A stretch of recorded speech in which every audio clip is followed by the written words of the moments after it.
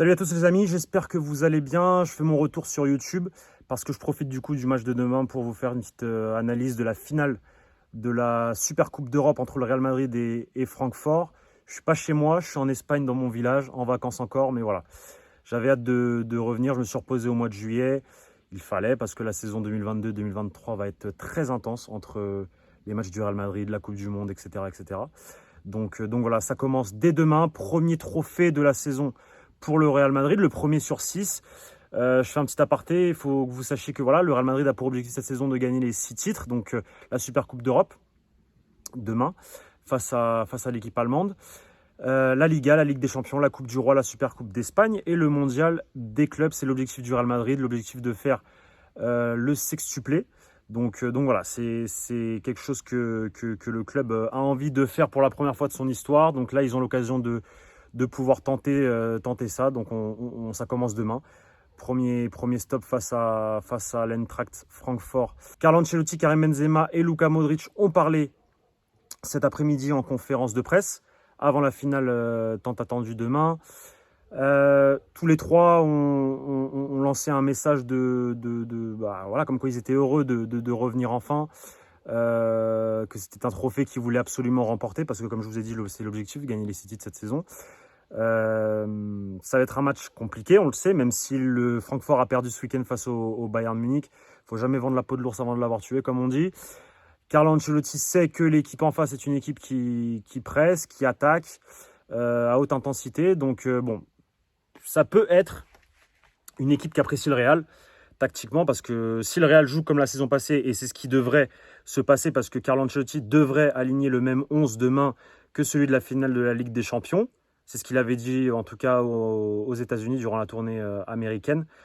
Juste avant donc, le match contre la Juventus, il avait dit que voilà, l'équipe qui allait affronter la Juventus allait être celui de la Super Coupe d'Europe. Et l'effectif l'équipe, le 11, qui a joué ce troisième match de préparation de la tournée américaine, n'est autre que celui de la finale de la Ligue des Champions au Stade de France face à Liverpool. Donc je vous le rappelle, Thibaut Courtois dans les buts, Ferland Mendy, Alaba, Militao, Carvajal, Casemiro, Kroos, Modric forcément, Valverde à droite, Vinicius Junior à gauche, le buteur de la finale l'année dernière, et Karim Benzema, le meilleur neuf du monde selon Carlo Ancelotti. Forcément, et on a dû lui poser cette question parce que c'est le sujet du mercato. Le remplaçant à Karim Benzema, il faut absolument un remplaçant à Karim Benzema. Tous les supporters du Real veulent un remplaçant à Karim Benzema parce que voilà, forcément, c'est vrai que quand tu regardes l'effectif du Real Madrid, tu vois qu'il y a encore Mariano qui a très peu joué la saison passée, et tu vois que Valverde va être sûrement réutilisé à droite. Après, voilà, moi personnellement, je fais partie de ces personnes-là qui apprécient le boulot de Federico Valverde côté droit. Mais c'est vrai qu'on peut se dire que l'effectif est un peu juste. Si Karim Benzema se blesse, qu'est-ce qui se passe? Carlo Ancelotti a répondu à cette question et il a dit que son staff devrait, et lui-même devrait s'adapter à son effectif, car il a quand même, selon lui, d'excellents joueurs. Il a nommé Mariano, il a nommé Eden Hazard, il a nommé Asensio, il a nommé Rodrigo. Donc voilà, c'est vrai que l'effectif, quoi qu'il arrive, c'est un bel effectif. Très compétitif. Peut-être que ce n'est pas des neufs purs comme Karim Benzema, mais j'avais écrit un papier là pendant les vacances. Par exemple, pour moi, Rodrigo, ça peut être une alternative au poste de numéro 9 quand Karim Benzema n'est pas là.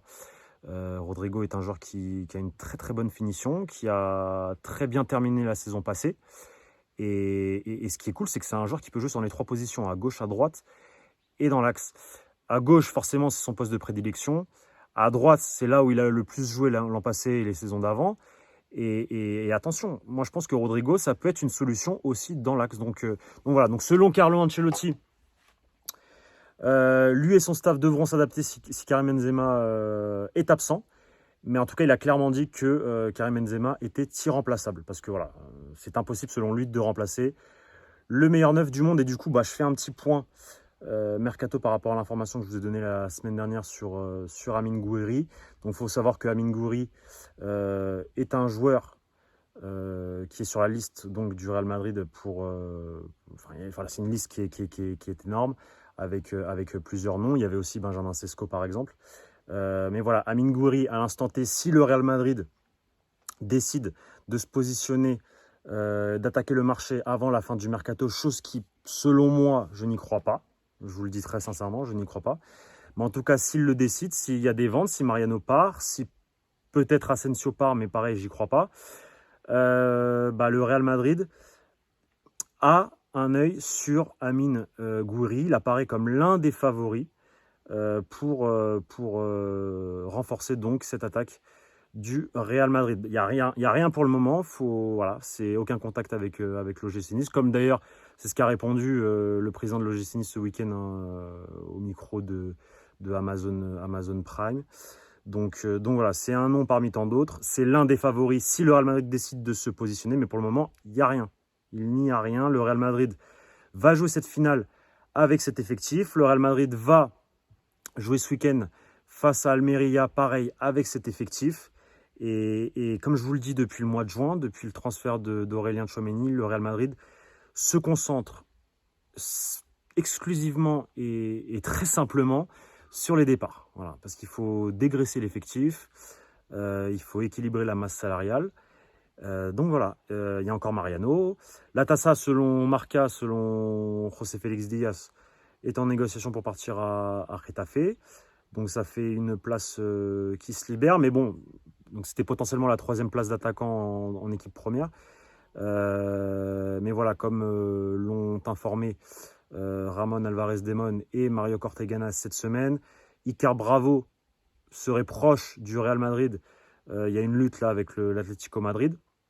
S'il intègre donc si le Real Madrid le recrute, il devrait intégrer le Real Madrid Castilla et forcément, je pense que si Latassa part, il devrait aussi rentrer dans cette dynamique d'équipe première, s'entraîner avec l'équipe première et pourquoi pas potentiellement avoir de temps en temps quelques minutes avec l'équipe première, surtout qu'il y aura énormément de matchs. Donc voilà les amis, j'espère que cette vidéo vous a plu. Donc demain, le Real Madrid joue sa 8e finale de Super Coupe d'Europe de son histoire. Ils en ont gagné 4. Perdu 3. Demain, c'est la 8e, donc contre Francfort. Un remake de la finale de la Coupe des clubs champions de 1960, remportée par le Real Madrid, forcément, on connaît l'histoire. Donc voilà les amis, j'espère que cette vidéo vous a plu. Je vous dis à très bientôt pour de nouvelles vidéos sur la chaîne du Journal du Real.